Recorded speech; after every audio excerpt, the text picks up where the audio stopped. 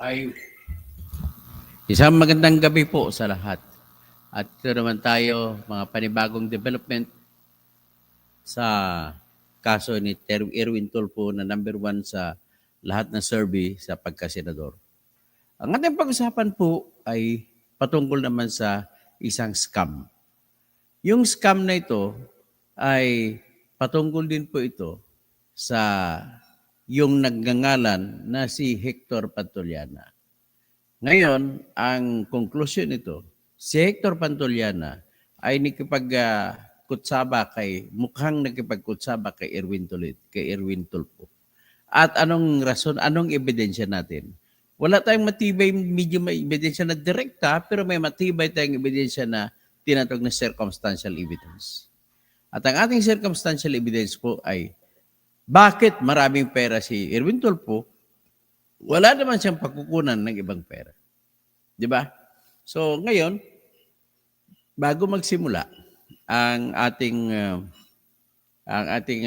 palatuntunan kasi mag-aantay pa ako ng iba pang mga papasok, ay siguro nais natin siguro magbigay siguro muna ng joke. Ano bang joke natin na naisip? Ito naman, ulitin ko lang ibang joke, no? Sigurado ko marami pang hindi nakakaalam. May isang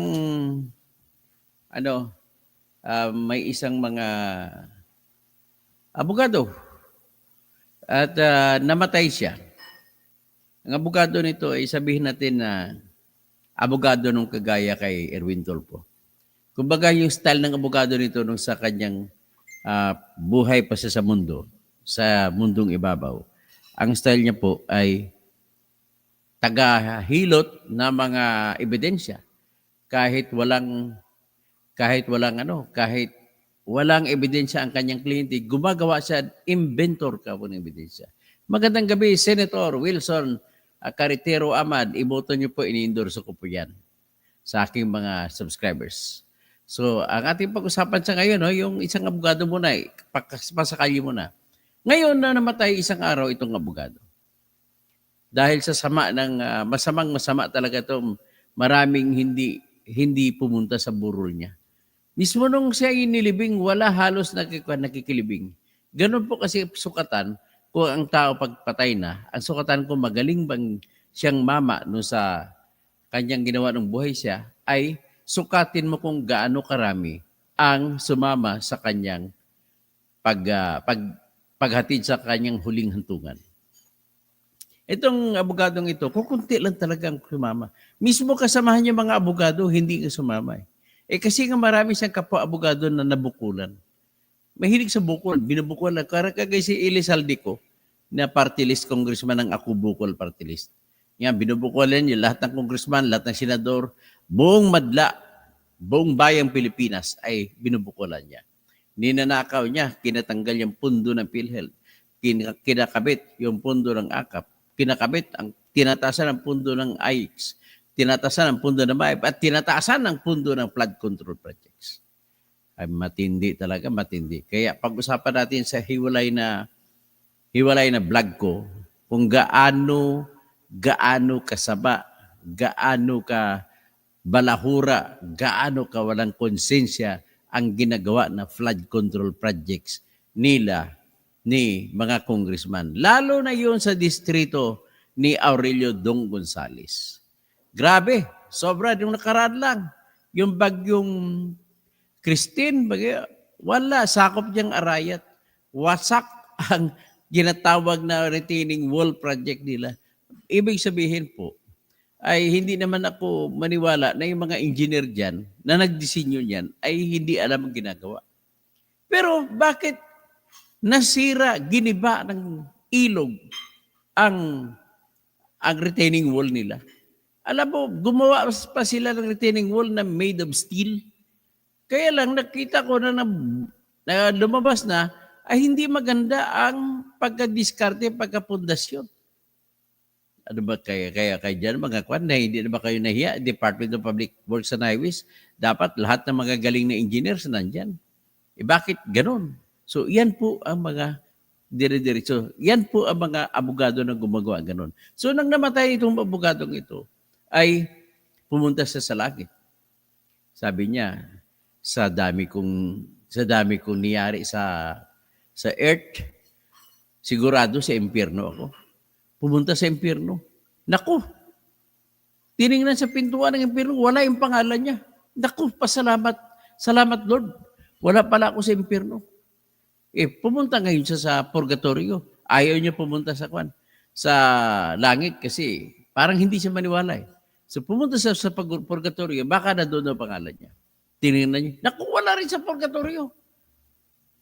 Pumunta na ngayon sa langit. Sa may pintuan sa langit. Naku, tinignan ng listahan. Naubos na lahat ng mga papel na nakapaskil. Wala rin ang pangalan niya doon. Saan kaya ang destinasyon ng abogadong ito? Abogado ata ito ni Erwin Tulfo at saka ni Rapi Tulfo. Saan kaya ang destinasyon niya? Hindi ko sinasabi si Atty. Garito Hindi ko sinasabi na si Atty. Si Atty. Villamor, si Freddy Villamor. Hindi. Kundi sinabi, hindi ngayon, malungkot ngayon si attorney.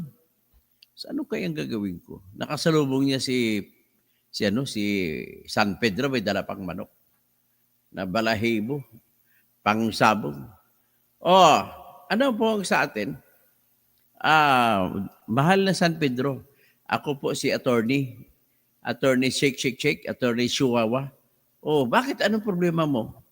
Kasi po, nung namatay na ako, hinanap ko po yung sa listahan sa pangalan ko sa impyerno, wala rin pangalan ko ron. Hinanap ko sa langit, wala rin pangalan ko. Sa purgatorio, wala rin. So, parang unfair ito. Saan ba ako pupunta? Sabi ni San Pedro, gumagano na naman, pasensya ka na, iho. Dati, sir ang tawag sa kanya, idol, boss. Pagbaba, parang si Rapi Tulfo. Si Erwin Tulfo, idol. Pero doon kay San Pedro, iho lang tawag siya. Iho, pasensya ka na, iho. Ano bang trabaho ko sa mundo ka pa? Sabi niya, abogado po ako, San Pedro. Abogado? Ganun ba? O kung abogado ka, sino mga kliyente mo? Sabi si Rapi Tulfo, si Erwin Tulfo, si Ben Tulfo, lahat sino-sino pa. Pasensya ka na, mga masasama pala ang mga kaso mo na mahilig ka mag-imbento ng ebidensya. Kaya ito nakalagay na, tinanggalan na po yung pagka-abogado mo, tinanggalan ka na, hindi lisensya tinanggalan ka ng kaluluwa. Si Atty. Kausing lisensya lang tinanggal, pero ikaw, kaluluwa tinanggal. Kaya wala ka na sa parte dito wala ka sa langit, wala ka sa impyerno, at wala ka rin sa purgatorio. Hello, good morning. Ito na naman yung sabi ni Black Spider, ito kakampi ni Tulfo ito. Yung mga kabatas na iyakan ninyo. Diyan, galingan nyo baka naman malusutan na kayo ni Kong Erwin sa Senado. Ay wala kami magagawa talaga, Black Spider. Kung mananalo yung bata mong sinungaling, bata mong satanas, wala kami magagawa. Sa totoo, gano'n lang. Hindi magdasal na lang kami, natamaan siya ng kidlat para mamatay siya. Gano'n lang magagawa namin. Marhay na banggi sa mga Bicolano. Parang kinukonsidera ko rin sarili ko na Bicolano. Kasi marami na rin akong alam salitang Bicolano. Sa Bicol kasi nanggaling ang partido naming Bunyog. Kay Attorney Insurrecto, na aming number 1 sa Bunyog party list. Number 1 nominee. Number 2 nominee namin si Angie Tamoria. Number 3 namin si Engineer Sibalya. Mga magagaling yan. Rest assured, kapag binuto mo yung Bunyog, sigurado nandyan ako, magbabantay ako sa kanila. Kahit sabihin pa natin na hindi isama ng Supreme Court pangalan ko sa listahan ng mga official list of candidates. So, that's life. We have to accept. We have to move on. Anyway, that is not the end of the world yet. Okay? So, ito na yun, ang ating pag-usapan. Meron ba, ang tanong, meron bang ginawa na masama si Erwin Tulfo sa nakasaba siya sa isang scam, casino junket scam, na sa ngayon po ay tinataya na umabot na 17 billion pesos ang in-scam nitong casino junket scam na to. Pinangunguluhan ito nung isang tao na naggagalang na si Hector Pantuliana. Kasama niya rito ang kanyang mga kapatid. Actually, sila ay nag-aral din lamang sa dalawa pang sikat at magaling din na scammer. Walang iba kundi ang dalawang kambal na anak ni Tid ito. Ang galing na singer si Tid ito. Sayang. Lumabas yung kanyang dalawang anak eh naging scammer, convicted dito sa Pilipinas. Hindi makabalik-balik, hindi malaman kung saan. Kung saan siya tumakbo. Pero yung aral sa kanila, si Hector Pantuliana, tanging Indonesian police lang talaga makahuli sa kanya. Magaling talagang Indonesian police. Mas magaling pa. Sila rin nakahuli kay Alice Go. Tapos ang Philippine police, anak ko. Hanggang ngayon si Bantag, tumatakbo pa. Si Harry Roque, tumatakbo pa. Si Tevez, hindi pa pabalik-balik. Ano bang klase? You lack. You are challenged mentally. Mentally and morally. Yan ang mga problema sa mga taong sa gobyerno na pinili ni BBM na ilagay. Sa bagay, wala namang mapagpilian si BBM. Mismo sarili niya nga eh. Hindi nga mas malamang ang totoo na hindi siya nanalo. Parehas ni Sara, hindi mas lang nanalo sa election, kundi Smartmatic lang naman napapanalo sa kanila. Nanggaling lamang po sa isang computer ang mga boto nila. Ang computer na yun may tatak na Internet Protocol number na 192.168.0.2. So, ganun. Gabang nila, no? So, ito ngayon, ang aking ipepresenta po ay lumalabas po dito kasi na si Erwin Tulfo ay sinabit sa isang interview ni Raffy Tulfo ay tinuro na maaring sangkot sa tinatawag na casino junket scam. Kaya ang kinikwento ko, casino junket scam. Okay. Ano lang, mamaya na yon. So, bago yan, ipakita ko muna sa inyo kung sinong utak ng casino junket scam. Ito po. Ang pangalan niya si Hector Pantuliana. Si Hector Pantuliana po, nung matapos siya maaresto sa Indonesia, inuwi siya sa Pilipinas. Nung inuwi siya sa Pilipinas, andun siya sa CIDG ngayon nakakulong. Ayan po siya. Alam ko, marami ang naloko nito. Ang style po nito ay udyukan kung sino man ang gusto na mamumuhunan, gusto kumita, alukin nila ng pagkakataon. Sige, pumundo ka sa akin ng puhunan, sa kada 1 milyon mo ay kikita ng 50,000 o 50,000 pesos kada buwan. Ang gagawin nila yan, yung unang buwan hanggang 3 buwan, bibigay ngayon. Tapos may kasunod, palaguin mo na. Dagdagan mo pa yung puhunan mo. Kaya yung isa na nasubukan niya, sa 1 milyon na nakatanggap siya ng 3 beses sunod kada buwan, aba, magandang negosyo ito eh. Pinipresenta pa nila niya, passive income. Nakaupo ka na lang, merong ang income parating. Gaya ang tawag sa passive income po. Ang ibig sabihin, nakaupo ka na lang, naglalaro ka, kung ano, tulog-tulog, basta paggising mo, may income ka. Yan ang passive income. So, ngayon, pangalawang hulog nung unang biktima, aba, binigyan din ulit ng 3, isa kada buwan, 50,000. Ganun po ang ginagawa. Hanggat sa dumami ang naloko. Ang kanyang presentasyon, yung mga kanyang iniimbita, sasabihin niya ngayon, ang negosyo ko po ay casino junket. Yung casino junket kasi, gusto niya ipahiwatig na yung casino junket ay isang institusyon sa loob ng mga kasinuhan. Yung mga Soler, mga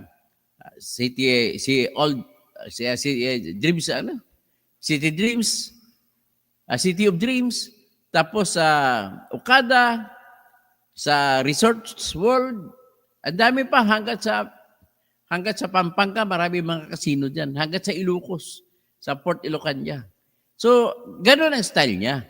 Kuno, may negosyo siya na ang style naman niya, naglagay siya ng junket kuno at kung saan ang mga naglalaro na malaki ay umuutang sa kanya at pagkatapos mabayad.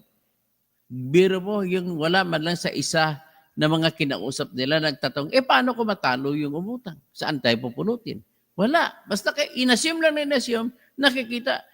At tapos, nabantog. Kasi, okay, namimigay. So, ibig sabihin, sa isang buwan pa lang, may natanggap ng mga balita. Siyempre, isang buwan, first 50,000. Ang hindi alam na namumuhunan, yung 50,000 na binigay sa kanyang pera din ang galing. O, pabigyan siya ng 3. Marami na, umabot na po sa 17 billion. At sila po ay nagsumbong kay Rapi Tulfo. Pagkatapos na magsumbong yung mga taga-Baguio na biktima ng Team Z.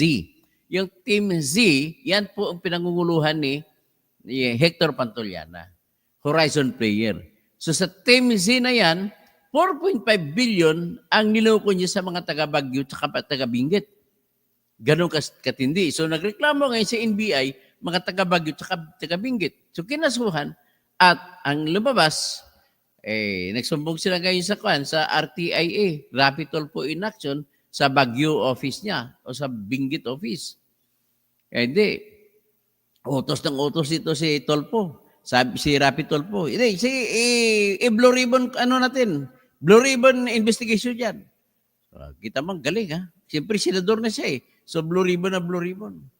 Okay, inuutosan pa ang asawa ng kanyang anak na si Atty. Garrett, kung ano mga sino patawag. May patawag na PAGCOR. Ipatawag kung sino-sino mga opisina. O yan. Ngayon pagkatapos niyan, nung isa sa Baguio, si Engineer, kung hindi ako nakabali, si Engineer Nicole, ay nagsumbong kay Rapi Tulfo na baka malaman daw ni Rapi Tulfo na ang kanyang kapatid na si Erwin Tulfo ay isa sa mga leaders ng mga nangungulimbat ng pundo na tig 1 million. At doon naman siya nag-ooperate sa Pasig. Kaya ang tawag sa kanya, Team Pasig. So, yan ang sinusumbong naman ni Engineer Nicole. So, nung narinig ni Rapi Tulfo, yung pangako niya na Senate investigation, alam niyo kung ano nangyari? Nagkunwari na lang na may hearing. Isang hearing lang. Wala na. Kagaya rin po sa hearing na ginawa niya sa PCSO. Na nung una, galit na galit. Nung binigyan na, sabi ni Maharlika, binigyan siya ng 1 billion. Kaya hindi na siya nagpatawag. O si Maharlika rin sabi niya na. O ito ngayon, ang ating iparinig. Iparinig natin ngayon yung salita ni Tulfo at saka ni Erwin Tulfo. Tapos ang binlag ko naman kanina po ay lumabas na si Erwin Tulfo ay noong 2018, 2019 at 2020 ay kumita ng 64 million. At on top of that, yung 64 million, ipatong mo yan sa 119 plus million niya. So, umabot hanggang 1/4 of a billion pesos. 250 million pesos ang kanya sa bangko. Diniklara ni Erwin Tulfo yan na hindi yan kasinungalingan. Mr. Sino ba yung kanina, yung kakampi niya? Huwag ka na makinig sa akin si Black Spider. Masasaktan ka lang. Inamin mismo ng idol mo na si Erwin Tulfo na meron siyang pondo na pera na 191, pagkatapos nagiging 225 million pagdating ng 2021. So, ano ibig sabihin yan? Ito, bago ko ipakita ko muna yung kanyang Ito yung kanyang tinatawag na So, yan. Sa papel na to, ito ay isa sa mga papel na sinumite niya sa Commission on Appointments. Nakalagay po dyan na in 3 years time, kumita siya ng 64 million.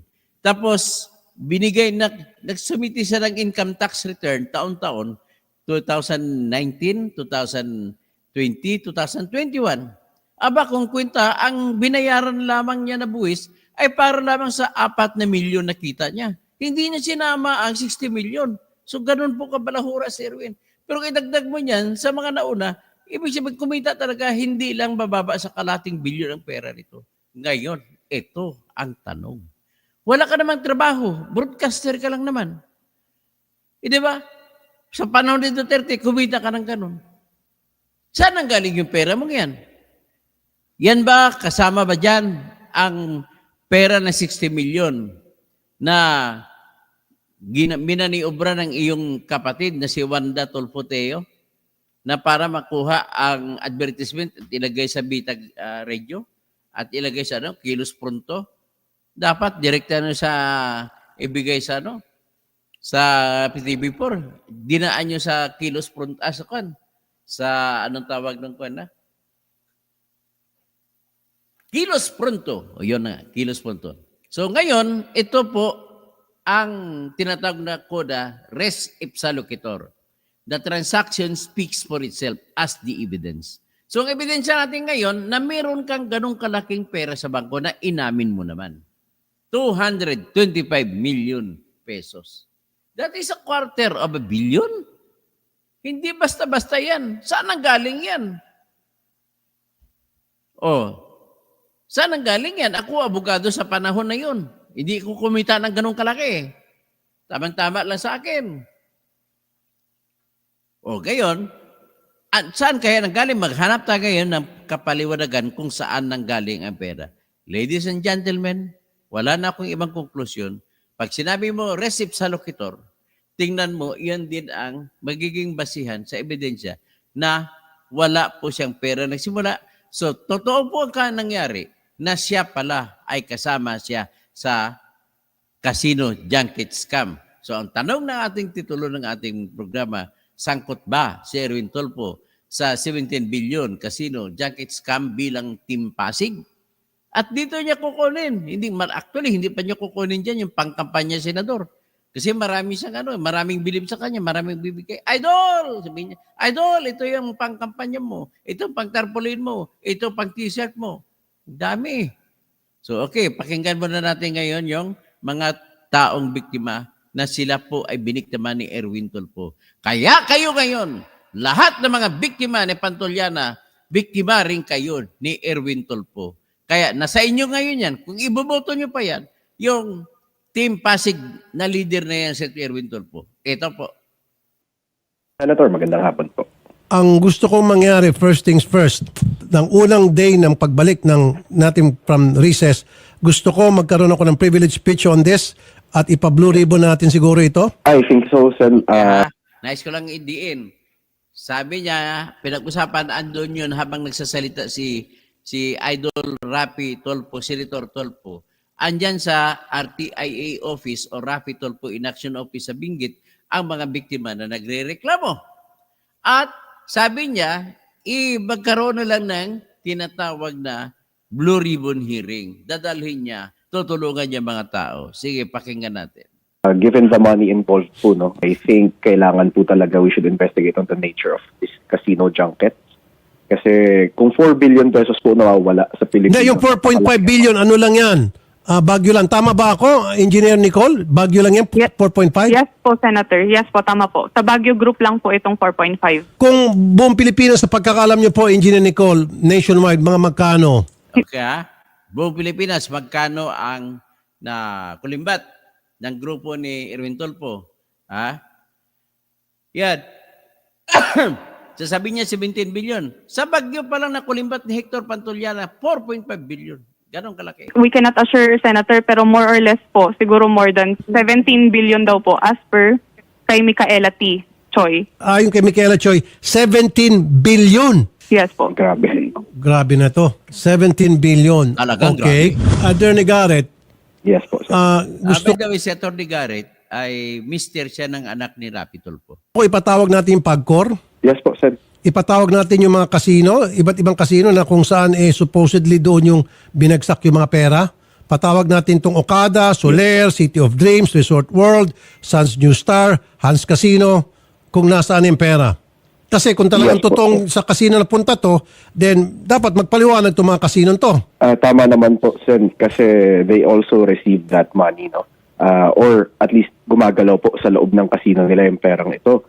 In fact, one big casino has reached out already to show me documents that since 2019, Hector Pantuliana and his group under yung pangalan nila Team Z, Team ay Z. fans na nga po sa premises. So anong pangalan ng casino? Sa Soler to, Senator, they already made the movement that way back noong 2019 to have banned Hector Pantoliana and Yan, Sector Pantuliana, yan ang ulo ng sindikato. Ha? TMC daw. Okay, pero nahuli na siya ngayon ng Indonesian Police at nasa kamay na siya ng CIDG ngayon nakakulong. Recess. Gusto Sana ba siya? Nakawala. Sana ba yun? the money involved po, no? I think kailangan po talaga we should investigate on the nature of this casino junkets. Kasi kung 4 billion pesos po nawawala sa Pilipinas. Hindi, yung 4.5 billion, ano lang yan? Baguio lang. Tama ba ako, Engineer Nicole? Baguio lang yan, Yes. 4.5? Yes po, Senator. Yes po, tama po. Sa Baguio Group lang po itong 4.5. Kung buong Pilipinas, sa pagkakalam nyo po, Engineer Nicole, nationwide, mga magkano? We cannot assure, Senator, pero more or less po, siguro more than 17 billion daw po as per kay Micaela T. Choi. Ayon kay Micaela Choi, 17 billion. Yes po. Grabe. Grabe na to. 17 billion. Okay. Attorney Garrett, Yes po, sir. gusto ko ipatawag natin yung PAGCOR. Yes po, sir. Ipatawag natin yung mga casino, iba't ibang casino na kung saan supposedly doon yung binagsak yung mga pera. Patawag natin tong Okada, Soler, City of Dreams, Resort World, Suns New Star, Hans Casino, kung nasaan yung pera. Kasi kung talagang Yes po, totoong sa casino na punta to, then dapat magpaliwanag itong mga casino to. Tama naman po, Sen, kasi they also received that money, no?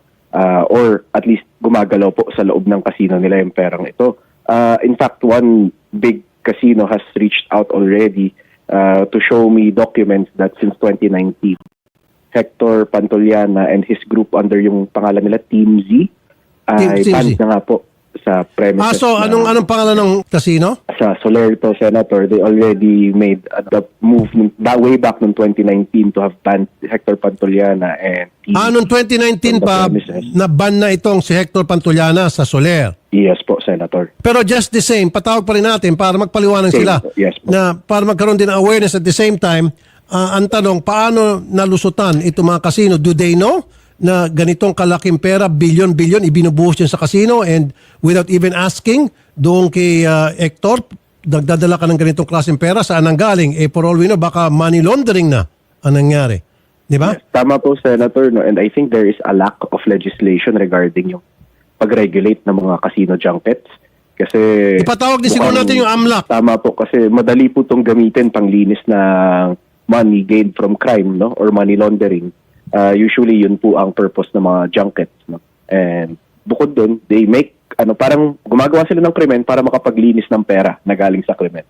So we should consider this as a blue ribbon issue, sir. Sige. Paano kaya yun? Gumagawa ng krimen para maitago ang pera na galing din sa krimen. Ang labo ata ng kwento mo, Atty. Garrett. Paliwanag mo nga. Kung hindi man, di mas umpisa natin muna doon sa committee ng Games and Amusement. Yes po, Senator, definitely. In order to find out what regulation is necessary para mapatigil po yung operation ng mga junket po. Okay. O, kasunod yan habang nagpo-post, nais ko lang i-anonsyo. Then choice nila yon.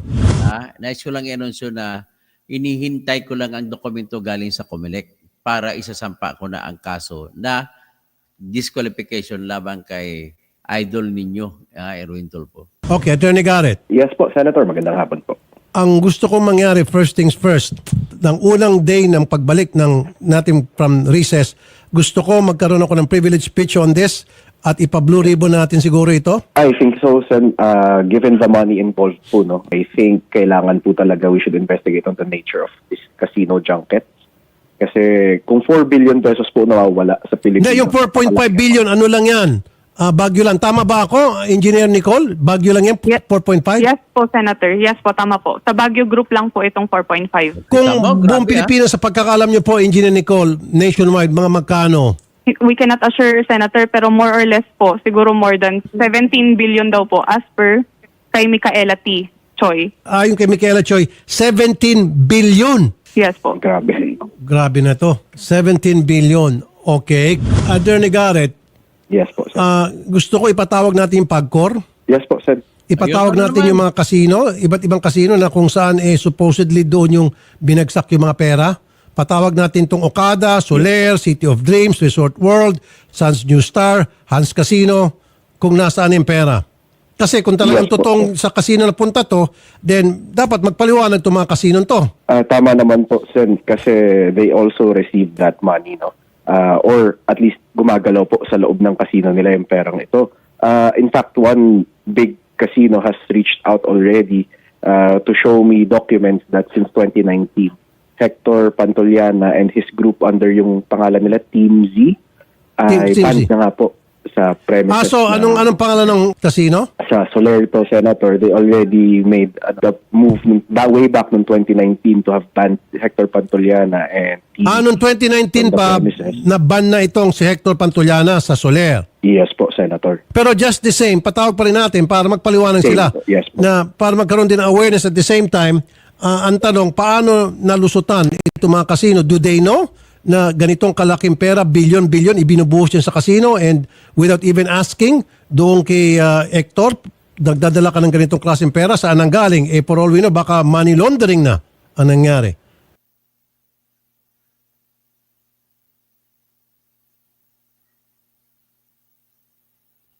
O ngayon, antayin natin. Engineer Nicole, Yes, Senator. sige po, sabi ko nga po, November ang balik po namin from recess, then magkakaroon po ito immediately ng Senate hearing. So Inelo- ito nangako siya ng Senate hearing. Ano mga Senate hearing? Pagkatapos mapapalpak lang pala.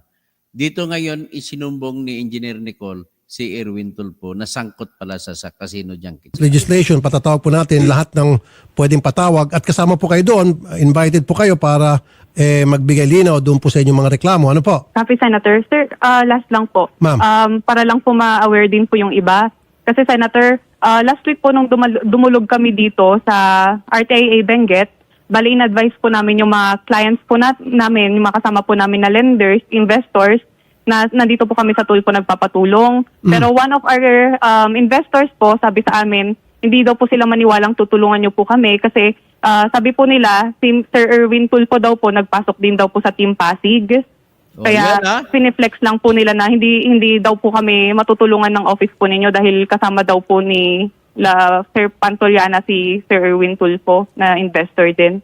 Ma'am, O yan. ang scammer, lahat ng pananalita gagamitin nila Ayan, para defensive ka. ma-confuse kayo, para matakot kayo, para ma-discourage kayo. Ganun po yung mga defensive scammer. yan, no? They'll Si do Idol, everything si Idol, na para Yes, to Senator. protect themselves. Okay? At nakita niyo naman po kung paano ho kayo magtrabaho. Pagdating mo ng November, pagbalik namin sa recess, ito po yung unang-unang kasong tatalakay namin at magkakaroon po talaga ng hearing sa Senado come what may. Salamat po, Senator. Thank you po. Thank you. Okay? Ay, Senator, last po, sorry. To be aware lang po dun sa iba kasi, Senator, sa totoo lang, yung iba po hindi pa nagko-complain kasi yun nga, patuloy pa rin po sila nag-i-invite. And yun nga, sabi nyo nga po, scammers, So nakita nyo na ang pangako ni Rapi, hindi po yan natupad. Kagaguhan lang po yan. Wala pong natupad yan. So ngayon, pakinggan naman natin itong diskarte naman ni Erwin Tulfo. Yan, pakinggan natin ang diskarte ni Erwin Tulfo. Sabi niya, wala daw siyang kasalanan ginawa sa laban sa Pilipino at laban sa Pilipinas. Hindi ba kasalanan ito mang-scam ka? Hindi ba kasalanan yung hindi ka magbabayad noong kaninang umaga na isiwalat ko na hindi siya nagbabayad ng buwis para sa 60 million na kinita niya? Hindi ba kasalanan yan? Di ba klarong-klarong kasalanan? Sasabihin nyo, walang credibility na itong tao na ito. Wala Wala nga. ng integridad. Paano Wala nga! Wala nga! Kasinungaling ka. magiging walang integridad? So, kung ang isang dating TNT, isang dating nagtrabaho na walang papel sa abroad, Alam mo, yung pagsasabi pa na TNT ka, 10 taon, paano ka maging TNT? Sinabi mo, 1988, pumasok ka pagka sundalo sa US. Sundalo ka ng US mula 1988 hanggat year 1996. So, kung pumasok ka sa Amerika, 1986, at sabi mo, nag-TNT ka ng 10 taon, so 1986, TNT ka ba? O ikaw ay nagiging sundalo? Sa pangalan, at may passport ka sa pangalan ni Erich Sylvester Tulfo. ay pag umuwi dito, wala na pong integridad, hindi na po siya pwede magsilbi Tama, sa bayan. wala ka ring You tell integridad. me. Bawal na ba yun? hindi ka na pwede magsilbi. Wala naman ako nilabag na batas doon. Ibig sabihin, hindi po ako nag-scam ng mga Pilipino-Amerikano, Oo. hindi po ako nagnakaw doon. Oh, wala siyang nagnakaw, hindi siya nagnakaw sa Amerika. Paano yung niloko mo yung US government na ikaw ay US citizen na hindi naman totoo? Paano yan? At naging sundalo ka pa, kinuha mong pera ng Amerika. Isauli mo lahat ng pera ng Amerika na nakuha mo sa iyong panluloko. Sabi mo TNT ka. Tapos, ito pa, sundalo ka. Ano, alin bang? Totoo. Panluloko yan. Hindi pa ako nagnakaw sa gobyerno ng Amerika. Ang ginawa ko lang po ay magtrabaho. Lalong wala po akong kaso rito. Oh? Wala po akong kaso ni isa dito sa May libel case ka nga, na-convict ka nga eh. O, di ba? O, yung BIR, 60 million na kita mo mula sa Hector Pantoliana na operation, ay hindi mo naman binigyan ng buwis. Yung dalawa na lang pag-usapan natin, wag na yung iba. Wag na yung pangingikil mo sa tong media pa. sa panluloko, pagnanakaw, wala po. Wala po akong in-scam na Pilipino. At ikaw ay Pilipino. O, Pilipino daw siya. So, ano pa ba? Pilipino o Amerikano? Paano yan? Nagiging US citizen ka. Ang US citizenship mo, hindi mo naman na itatanggi. Dahil sa kinuha naman ng sinuko mo sa US Embassy, nirevoke ng US Embassy sa Manila ang iyong passport. Kaya, asan ka, Erwin Tolpo? Huwag ka na tumakbo. Sa kada araw, marami pa ako na-discoveryhan laban sa iyo. Lahat po, ang tema ay kasinungalingan at kakwartahan. Ito po, hindi ka nagbayad ng buwis. Kahit ang buwis po, binabayaran kahit sa illegal nang galing ang kita. Tandaan mo yan. Tanong mo sa kahit sino mga abogado mo. Taxes are the lifeblood of our state. Ganun lang. Alam mo ba yan, Black Spider? 15 million ang need na boto? Ay, nako. Sige, ipagkalandakan nyo. Kayo ang sisingilin ng inyong konsensya na mananalo ang tao na sinusuportahan nyo na alam nyo magnanakaw. Kayo ang sisisihin namin, Mr. Spider. Sino ba yan siya? Si Miles. Then sa Jack Patcher, January 7, wag mo nila ang broadcaster, totoo nyo. So ngayon, akin lang dagdag ako hiling, may nagbigay na po sa akin pang filing fee, pandagdag po sa panggastos kasi ang sasampa ko ng kaso ay hindi lang po isa si Tulfo. Magsasampa pa po ako sa Supreme Court na kung saan pababaguhin ko yung random manual audit. Actually, dapat kung may pera pa ako, isasampa ko sa Supreme Court na hingin ko magpa-recount sa nakaraang eleksyon ng May 22. Ganun lamang po. Kung mayroon kayo, bigay lang kayo ng bigay, andyan naman po ang aking GCash. Sana matulungan niyo ako. Kuhan ko ulit dito. Yan po ang campaign ko. Si Kabunyog John Kabinbin. All right. Okay pa sa all right. Sabi ng Premier, pag tinanong siya ng kanyang upper classman, what's your problem, sir? Sagutin yung ayaw sabihin. Kasi courage, integrity, and loyalty. All right. Yan, all right. Yan ang talagang style ng mga Premier. Lax Gadya, mabuhay ka katoto. The truth is always at your side. Salamat.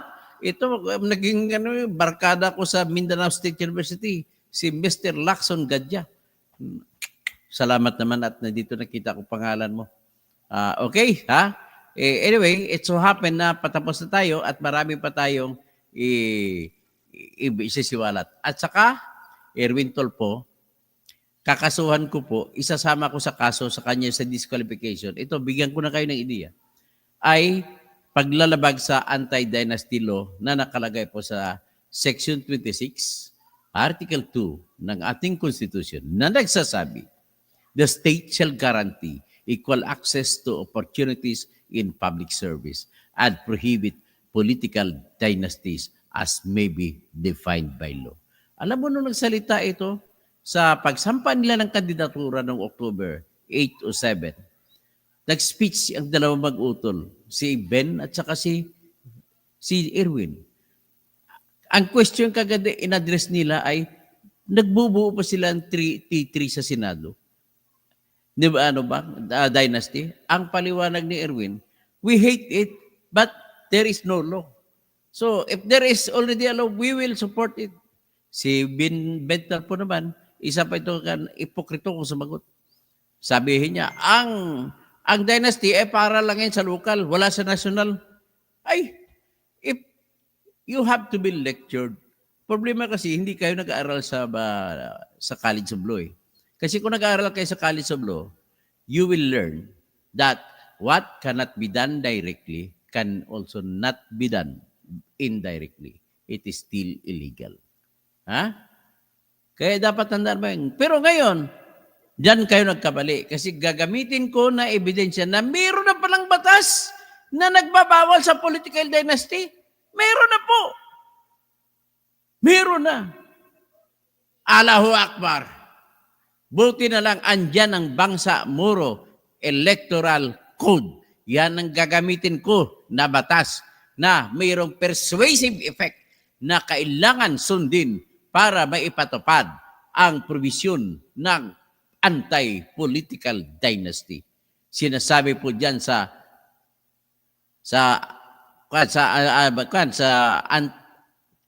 Bangsa Moro Electoral Code, Article 3. Kung di ko magkamali, Section 5, Paragraph 5 na nagsasabi,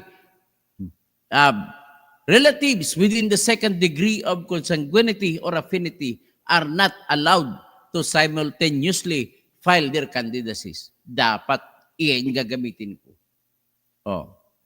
In addition to that, idugtong ko ngayon ang 2015 na amendment law sa Sangguniang Kabataan Law na nagbabawal sa mga sangguniang kabataan na magsasampa ng kandidatura kung sila ay may kamag-anak na bilang senador, bilang presidente, vice president sa Pilipinas, o di kaya gobernador, o vice-gobernador, o bukal, o mayor, o vice-mayor, o konsehal, o kapitan.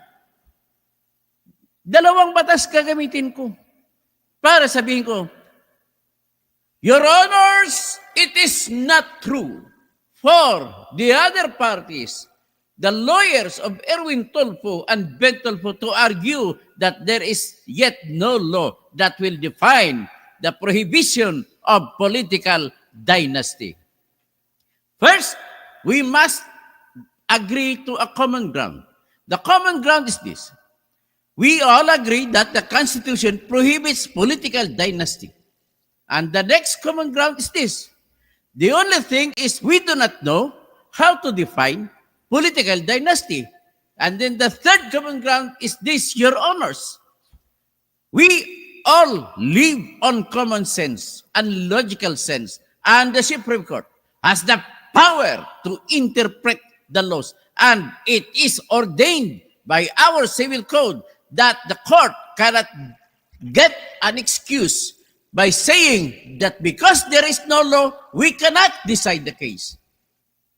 But unfortunately or fortunately for the Filipinos, and I will give my loudest and the biggest salute to the Moroland, because if not for them, there would have been no law that would have defined political dynasty, and that is so defined in Bangsa Moro Electoral Code that says that no relatives can be allowed to file simultaneously in any position up to the second degree of consanguinity or affinity. Para maintindihan nyo kung ano ang consanguinity or affinity. Kung consanguinity, sa dugo, magkamag-anak. Kung affinity, magkamag-anak sa pag-asawa. Ano naman ang second degree? Ganito yan sa civil code. Ang first degree, ang relasyon mo sa tatay mo, 1 degree. O di kaya relasyon mo sa anak mo, 1. So, up or down. Ngayon, ano naman ang second? Relasyon mo sa tatay mo, 1. Bababa naman mula sa tatay mo, papunta sa kapatid mo, 2. Yun. O di kaya, relasyon mo sa tatay mo, 1. Akit sa kanyang tatay, nalulo mo, 2. Yan po ang extent ng second degree. Okay? Sana sana natuto kayo sa kung ano mga sinabi ko. So, si proud and proud. Maganda itong mo. The core Constitution did not define it. Ito na nga, at least dinefine ko na sa inyo, ha? Danceable. Tapos, ano sabi niya? Basta katoto pronunciation ng name ko. Danceable. Hindi danceable. Okay. Proud and proud. Danceable. TV. Bangsa Moro ba si attorney? Doon po ako nag-graduate sa Mindanao State University sa Marawi City. Kaya bahal ko po ang Moroland. Ganun lang kasimple po. Without the Moros, I could have not been an engineer and could have not become a journalist, could not have become an editor of People's Journal Tonight, and could have not passed the bar exam. So Jelly Robles, maayong gabi, engineer. Black Spider, sarap tumawa ni Katoto, nakakatuwa. O, itawa na lang natin kahit na magkaiba ka ating kandidato. Okay lang yan. At least tayo magkakaibigan pa rin. Okay? Serafin Evangelista. Good PA po, Engineer Toto, watching from Abando, Bulacan. Sinasayawan ng simbahan dyan ng mga walang anak. Diba? Tapos si Vicente Asadon Loyola. Bakit pati yata Supreme Court super bagal sa petition ng T.N. Trio? Ganun talaga. It's history already. The moment gumalaw ang Supreme Court, it's already history. Salve G. Santiago, thanks po. Okay? So, sino pang iba? Si Rene Arganas. Hindi kasi sila nag-aral about sa abogado. Jubita Caro Carlord, another idol po, Engineer Dr. Kausin Talino. At tapang, mabuhay ka po. God bless po ikaw, ang karapat-dapat sa Senado. Ladies and gentlemen, before I will close this program, I will just remind you na nagsampa po ako ng kandidatura para pagka-senador, but then it is so unfortunate that the present chairman and the commissioners of the COMELEC are harboring that motive of hate against me.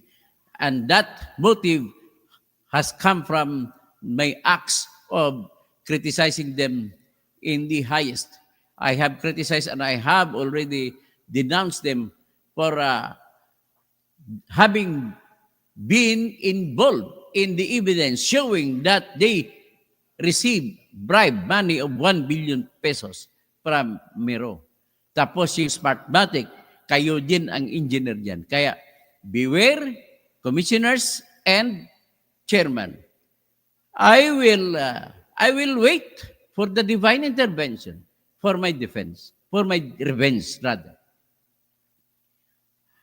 Whatever it will be, it may be late, but be sure that whenever the revenge of God will come, it will fall upon you without mercy. Tandaan niyo po yan. Tandaan niyo po yan. Niloko ninyo ang Smartmatic ang pinanalo nyo kay BBM at saka kay Sara Duterte. Ngayon nag-away-away ng dalawa magkakampi.